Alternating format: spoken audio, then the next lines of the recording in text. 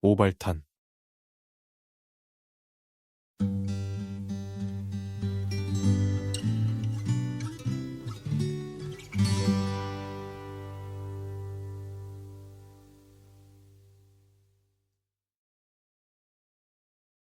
사활에는 저쪽 구석에서부터 비질을 하기 시작하였다. 먼지가 사정없이 철호의 얼굴로 몰려왔다. 철호는 어슬렁 일어섰다. 이쪽 모서리 창가로 갔다. 바켓스에 물을 대야에 따랐다. 두 손을 끝에서부터 가만히 물속에 담갔다. 아직 이른 봄이라 물이 꽤 손끝에 시렸다.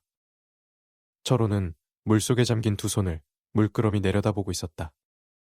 팬드에 시달린 오른손 장지 첫마디에 콩알만한 못이 박혔다.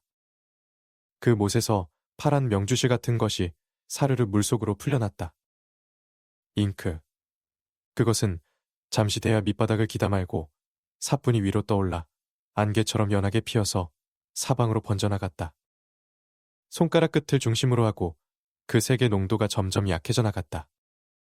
맑게 갠 가을 하늘색으로 대야 가장자리까지 번져나간 그것은 다시 중심의 손끝을 향해 접어들며 약간 진한 파랑색으로 달무리 모양 둥그란 원을 그렸다. 피. 이건 분명히 피다. 철호는 엉뚱한 생각을 하고 있었다. 슬그머니 물속에서 손을 빼내었다. 그러자 이번엔 대야 밑바닥의 한 사나이의 얼굴을 보았다. 철호의 눈을 마주 쳐다보는 그 사나이는 얼굴에 온 근육을 이상스레 힘을 움직이며 입을 비죽거려 웃고 있었다.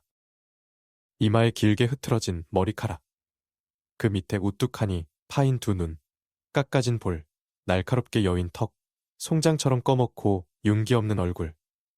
그것은 까마득한 원시인의 한 사나이였다. 몽둥이 끝에 모난 돌을 하나 칡넝쿨로 아무렇게나 잡아매서 들고 동굴 속에 남겨두고 나온 식구들을 위하여 온종일 숲속을 맨발로 헤매고 다니던 사나이. 곰. 그것은 용기가 부족하다. 멧돼지? 힘이 모자란다. 노루? 너무 날쌔어서. 꽁. 그놈은 하늘을 난다. 토끼. 토끼, 그래. 그놈쯤은 꽤 때려잡음직하다. 그런데 그것마저 요즘은 몫에 잘 돌아오지 않는다. 사냥꾼이 너무 많다. 토끼보다도 더 많다. 그래도 무엇든 들고 들어가야 하는 것이다. 사나이는 바위 잔등에 무릎을 꿇고 앉아 냇물에 손을 씻는다. 파란 물속에 빨간 노을이 잠겼다. 끈적끈적하게 사나이의 손에 묻었던 피가 노을빛보다 더 진하게 우러난다. 무엇인가 때려잡은 모양이다. 곰? 멧돼지? 노루? 꿩? 토끼?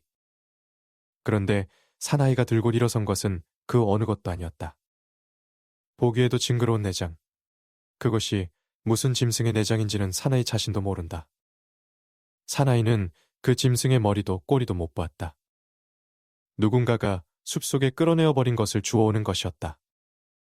철호는 옆에 놓인 비누를 집어들었다. 마구 두 손바닥으로 비볐다. 우구구 까닭모를 울분이 끓어올랐다. 빈 도시락마저 들지 않은 손이 홀가분해 좋긴 하였지만 태방촌 고개를 주워 오르기에는 대속이 너무 허전했다. 산비탈을 도려내고 무질서하게 주워붙인 판잣집들이었다. 철호는 골목으로 접어들었다.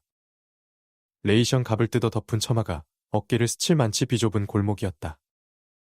부엌에서들 아무데나 마구 버린 뜨물이 미끄러운 길에는 구공탄 재가 군데군데 헌데 더댕이 모양 깔렸다. 저만치 골목 막다른 곳에 누런 시멘트 부대 종이를 흰 실로 얼기설기 문살에 얽어낸 철혼의 집 방문이 보였다. 철혼은 때에 절어서 마치 가죽끈처럼 된 헝겊이 달린 문걸쇠를 잡아당겼다. 손가락이라도 드나들 만치 엉성한 문이면서 찌걱찌걱 찝혀서 잘 열리지를 않았다. 아래가 잔뜩 접힌 채 비틀어진 문틈으로 그의 어머니의 소리가 새어나왔다. 가자. 가자. 미치면 목소리마저 변하는 모양이었다. 그것은 이미 그의 어머니의 조용하고 부드럽던 그 목소리가 아니고 쨍쨍하고 간사한 게 어떤 딴 사람의 목소리였다. 윗방 아랫목에는 딸애가 반드시 누워서 잠이 들었다. 담요를 몸에다 돌돌 말고 반드시 누운 것이 꼭 송장 같았다. 그 옆에 철호에 아내가 두 무릎을 꿇고 앉아 있었다. 검은 헝겊과 회색 헝겊으로 기운 담요 바지 무릎 위에는 빨강색 유단으로 만든 조그만한 운동화가 한 켤레 놓여 있었다. 철호가 방 안에 들어서자 아내는 그 어린애의 빨간 신발을 모두어 자기 손바닥에 올려놓아 철호에게 들어보였다. 삼촌이 사왔어요. 유난히 속눈썹이 긴 아내의 눈이 가늘게 웃었다. 참으로 오래간만에 보는 아내의 웃음이었다. 자기가 미인이었다는 것을 잊어버리고 만지 오랜 아내처럼 또 오래 보지 못하여 거의 잊어버려가던 아내의 웃는 얼굴이었다. 철호는 등잔이 놓인 문턱 가까이 가서 앉으며 아내의 손에서 빨간 어린애의 신발을 받아 눈앞에서 아래 위를 살펴보았다. 산보 갔었소. 거기 등잔부를 사이에 두고 윗방을 향해 앉은 철호의 동생 영호가 웃으며 철호를 쳐다보았다. 언제 들어왔니? 지금 막 들어왔는 길입니다. 그러고 보니 영호는 아직 넥타이도 끄르지 않고 있었다. 형님. 새삼스레 부르는 동생의 소리에 철호는 손에 들었던 어린애 신발을 아내에게 돌리며 영호의 얼굴을 빤히 바라보았다. 이제 우리도 한번 살아봅시다. 제길. 남다 사는데 우리라고 밤낮 이렇게만 살겠소? 근사한 양옥도 한 채 사고 장기판만한 문패에다 형님의 이름 석자를 제길 장님도 복에 써서 대못으로 땅땅 때려받고 한번 살아봅시다. 군대에서 나온 지 2년이 넘도록 아직도 직업을 못 잡은 영호가 언제나 술만 취하면 하는 수작이었다. 그리고 2천만 환짜리 세단차도 한 대 삽시다. 거기다 똥통이나 싣고 다니게. 모든 새끼들이 안 입고 와서 일이야 있건 없건 종일 빵빵 울리면서 동리를 들락날락 해야지. 제길, 하하하. 비스듬히 벽에 기대어 앉은 영호는 벌겋게 열에 든 얼굴을 하고 담배 연기를 뿜에 뿜었다. 또 술 마셨구나. 고학으로 고생고생 다니던 대학 3학년에서 군대에 들어갔다가 나온 영호로서는 특별한 기술이 없어 직업을 잡지 못하는 것은 별도리도 없는 노릇이라 칠 수도 있었지만 이건 어디서 어떻게 마시는 것인지 거의 저녁마다 이렇게 취해 들어오는 동생 영호가 몹시 못마땅한 철호의 말이었다. 네, 조금 했습니다. 친구들이. 그것도 들으나 마나 늘 같은 대답이었다. 또 그것이 거짓말이 아니라는 것도 철호는 알고 있었다. 이제 술 좀 그만 마셔라. 친구들과 어울리면 자연히 마시게 되는걸요. 글쎄 그러니까 그 어울리는 걸 좀 삼가란 말이다. 이제 술 좀 그만 마셔라.